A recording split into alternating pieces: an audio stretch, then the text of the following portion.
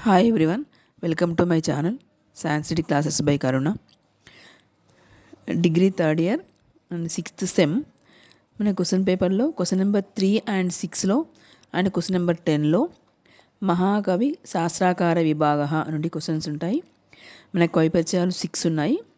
ఈ 6లో నుండి 3లో part A 3లో కవిపత్యం ఒకటి వస్తుంది అండ్ 6లో కవిపత్యం ఒకటి వస్తుంది. మనకు పార్ట్ బి 10థ్లో 4 ఇస్తారు. 4 కవిపత్యాలు ఇస్తే 4 కవులు ఇస్తే మనకు 2 రాస్తే సరిపోతుంది. పార్ట్ ఏలో 3 6లో అండ్ పార్ట్ బిలో 10లో మనకు మొత్తం 3 కవిపత్యాలు రాయాలి. పార్ట్ ఏలో 10 marks 5 part below 15 marks, each one 7.5 marks. మనకి ఇంతకుముందు వీడియోలో ఆర్యభట మనం చదువుకున్నాం. ఇప్పుడు సెకండ్ కవి భాస్కరాచార్య మన కవిపత్యం. భారతదేశంలో మరియు విదేశంలో కూడా ఈయన గొప్ప ప్రసిద్ధి చెందినటువంటి గణిత శాస్త్రవేత్త అయిన మన India and foreign country also. Bhaskaracharya ఈయన సిద్ధాంత శిరోమణి అనేక తన అధ్యాయంలో సిద్ధాంత శిరోమణి అనే గ్రంథం రాశాడిన. ఆ గ్రంథంలో ఈయన ఒక శ్లోకంలో ఈయన క్రీస్తు శకం 1114వ సంవత్సరంలో జన్మించారని రాసుకున్నాడు. మరి భాస్కరాచార్య యొక్క తండ్రి మహేశ్వరుడు, ఇతను మహారాష్ట్ర ప్రాంతమునకు నివసించేవాడు. మరి భాస్కరుడు తన తండ్రి వద్దనే విద్య మొత్తం పూర్తిగా అభ్యసించాడు. భాస్కరాచార్య యొక్క మనుమడైన అంగదేవుడు మరి యాదవ వంశీయుడైనటువంటి సింగనరాజు యొక్క ఆస్థానములో జ్యోతిష్యుడుగా అంటే ఆస్ట్రాలజీ జ్యోతిష్యునిగా పనిచేసేవాడు. ఎవరు? భాస్కరాచార్య యొక్క మనుమడు అంగదేవుడు. యాదవ వంశీయుడైన సింగనరాజు అనే రాజుగారి దగ్గర ఆస్ట్రాలజీగా అంటే జ్యోతిశాస్త్ర పండితునిగా పనిచేశాడు. మరి introduction. Bhaskaracharya was a famous mathematician in India as well as foreign country also. It is known that he was born in 1114 AD by the source of a poem which he mentioned in Goladhyaya of సిద్ధాంత శిరోమణి. సిద్ధాంత శిరోమణి అనే గ్రంథంలో ఒక గోలాధ్యాయంలో తను రాసుకున్నాడు.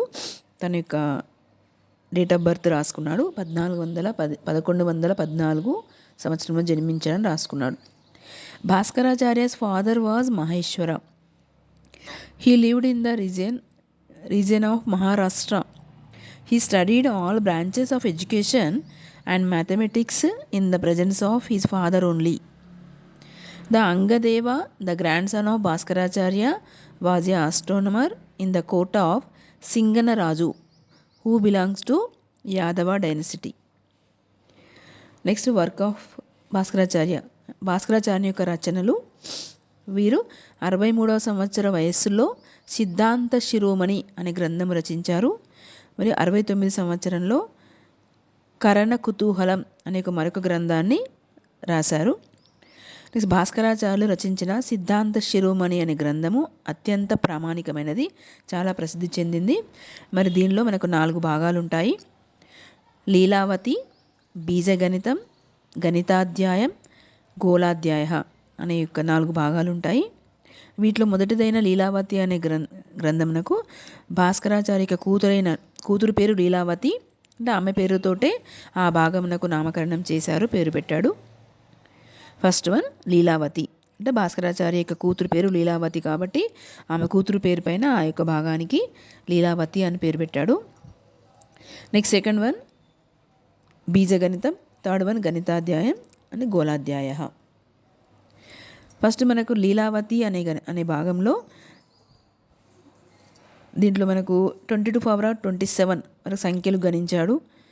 మరి వర్గమూలాల గురించి, ఘనమూలాల గురించి, మరి వీటి గురించి మనకు ఈ ఫస్ట్ భాగం లీలావతిలో ప్రతిపాదించాడు. నెక్స్ట్ సెకండ్ వన్ బీజగణితంలో 213 శ్లోకములు ఉంటాయి. మరి దీంట్లో కూడికలు, తీసివేతలు, గుణింతాలు, భాగాహారాలు మొదలైన వాటి గురించి ప్రతిపాదించాడు.